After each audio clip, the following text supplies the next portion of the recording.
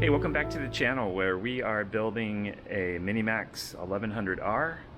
And I have to say, the bulk of the work is in the wings.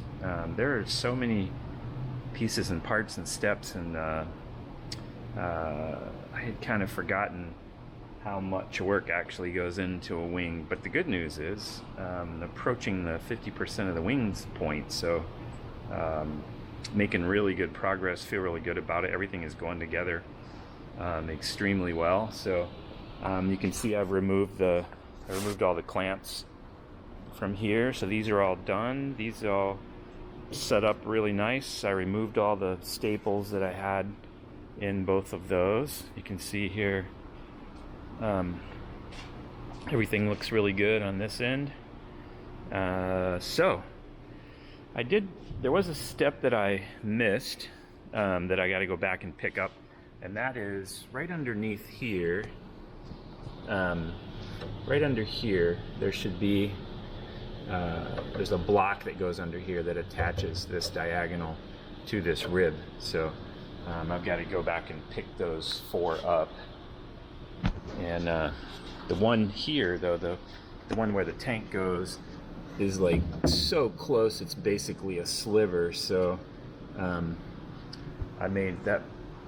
I'll figure out what to put in there. I can sand something down really thin and kind of slip it under there, so I'm not forcing anything apart, as long as it fits and leaves enough room for epoxy. Or I might just put epoxy in there. It's like really close. Probably a little more, maybe a couple pieces of paper probably. But anyway, so good news is it's time to flip this wing around. And the first thing I'm going to do is I'm going to take a piece of the trailing edge stock that I made, and I'm going to cut that to 139 inches. And that is the measurement. If you go to the bottom of the front spar here, I'll just show you. From inside this rib, at this lower corner, all the way down to the same location right here, is 139 inches. So as long as I make that trailing edge piece get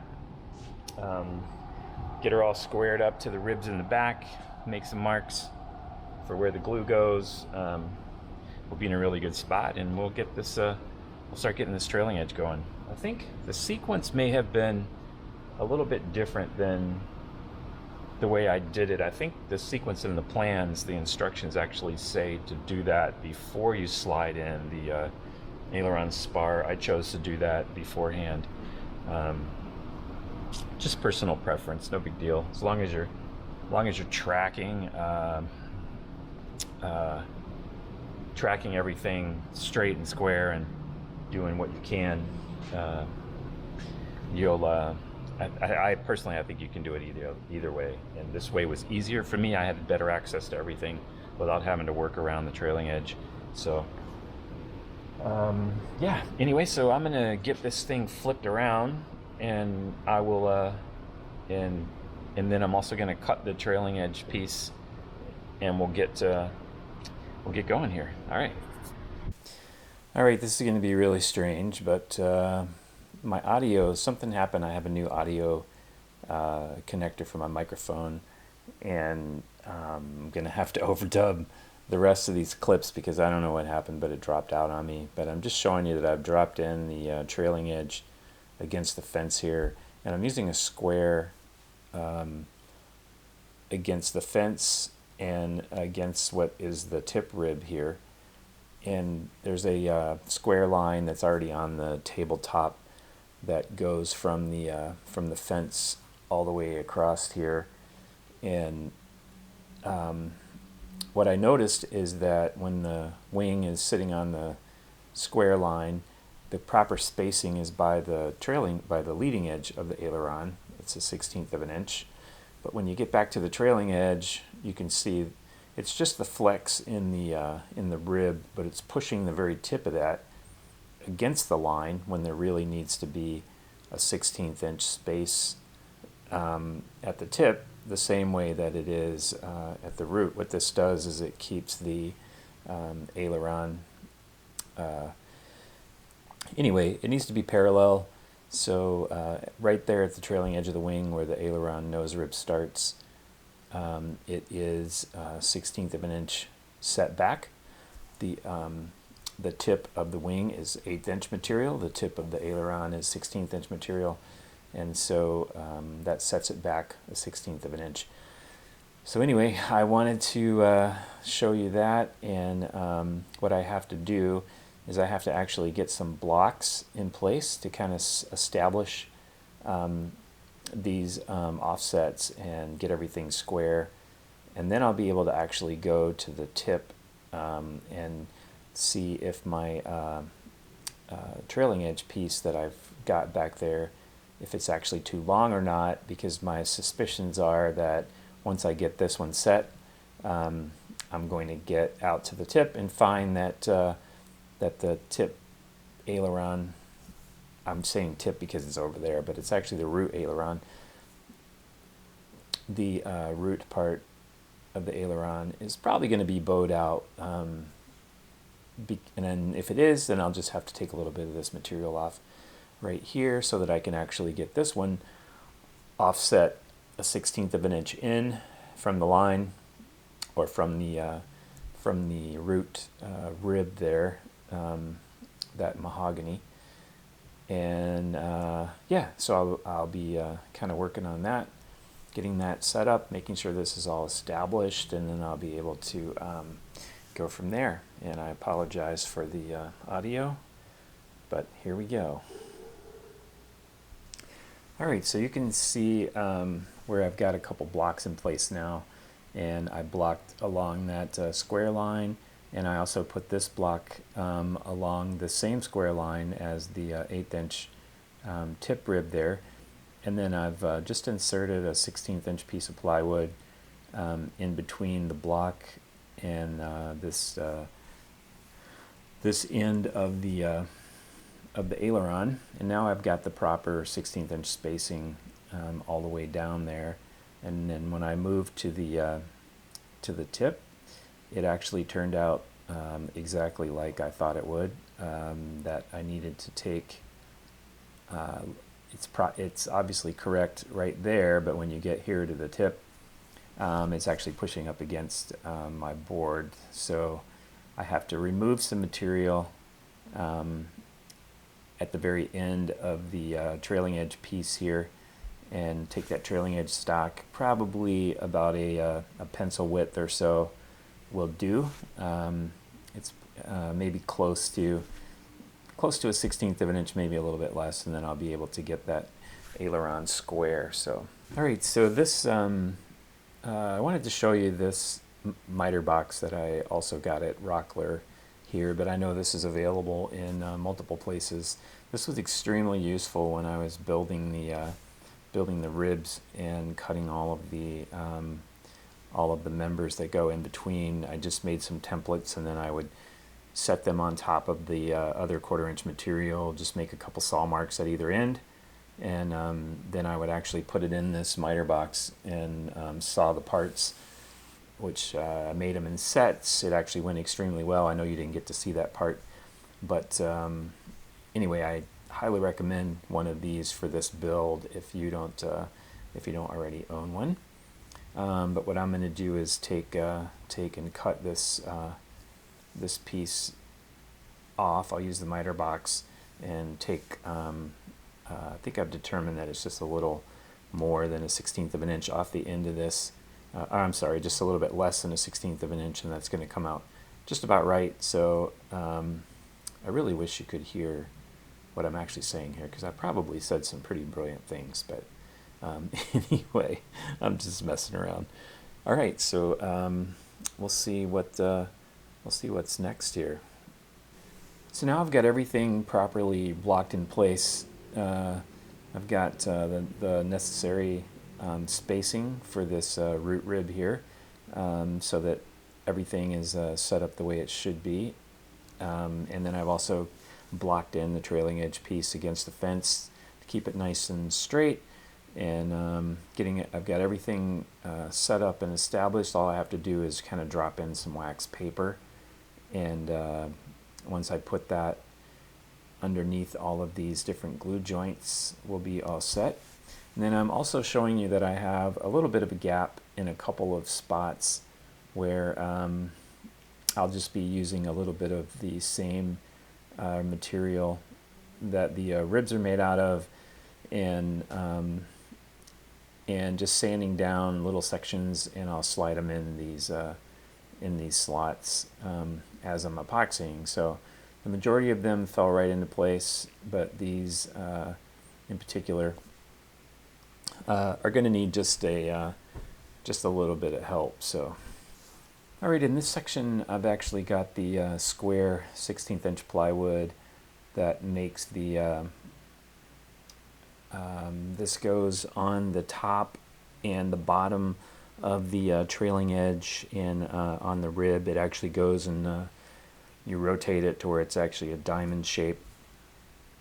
And what I'm doing is you want to taper all four corners of it kind of down to a fine point. And so I'm just using my belt sander. I've got some pretty, I think I have 100 grit on there. And all I do is just lightly kind of swipe it against the grain as the thing's rotating. And I can rotate the piece, and I get a really nice bevel on all four corners. And what this bevel is for is when you're putting the fabric on, it actually makes the fabric lay really smooth over top of these gussets. They're really an important part of the structure of that aileron at the trailing edge. So it's critical that they're there, and that the fabric will just lay really nice over them. And I'll actually after this, I'll take a little bit of sandpaper and just kind of round off the corners to make them even a little bit smoother. And one of the things that I don't that I'm going to say here that you won't get to hear unless I tell you now, actually, is after I get through doing this, when I'm dealing with these plywood parts, it has a shiny surface to it on the back side. It must be release agent that they use when they're pressing it or something, but it's good practice to take some sandpaper and just lightly scuff up that shiny side before you apply the epoxy. And I try and remember to do this every time I'm dealing with this birch plywood in the build. All right, now that I've got all of these beveled, you can see I'm taking some sandpaper here, and I just lightly go around the corners and just smooth it out just a little bit more. It just makes a really nice smooth surface. So, and here's where I'm flipping it over, and I'm actually gonna I don't know if you can see the shiny surface there, but I just kind of go cross grain, and I scuff the whole thing up just to kind of remove that shininess. I think it actually probably helps the epoxy adhere a little bit better. So, all right, so I'm getting some epoxy. I've got it all mixed up here, and now I'm going to pull up the trailing edge and get the epoxy down in there. I've actually got wax paper in between the block and the end, and in between the trailing edge piece and the table. So I've got little squares of wax paper kind of protecting all of that, so that none of the epoxy will actually adhere the wing to the table. That'd be a bad deal, because it does not pull away easily without leaving some material behind, which is great. I mean, that's what it's designed to do, but it's not a situation I want to get into. So you can see those blocks as you look down the trailing edge there. You can see blocks against some of the ribs, a little bit of, some of them bowed just a little bit. And so what I did was I squared them up to the rib, and just by using a long flexible ruler, and then I actually just kind of blocked in place when it was square, so that all I have to do now is just kind of pull it aside and put the epoxy in, and start putting everything together. And you'll see obviously those two ribs at the tip don't get the squares they are actually going to get plywood that goes all the way from the leading edge back to the trailing edge. Across the top and bottom of those, it gets 16th inch plywood. And so I won't be putting any there, but you'll notice I'll start picking up and putting the squares in a diamond shape along the trailing edge.